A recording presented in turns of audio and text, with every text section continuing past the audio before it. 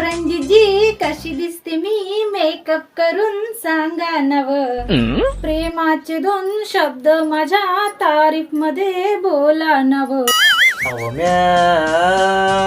काम धंदे राहिले घरातले, कधीही तयारी केल्यावर म्या असेच म्हणता मले जाय नव डोंबळ्या तोंडाचे, नागपाय न कुकडे चालले. आता तुम्ही या जेवाले मागा, मग सांगतो मी कशी डोंबडी हाय. आवाजाय हॉटेलात जाऊन जेवणार मी. असं काय? पण घरी तर वापस ये सांग तुम्ही. हा मग का घरी नाही येऊ का मी? जर हॉटेलात जेवसान तर हॉटेलातच राहायचा मग.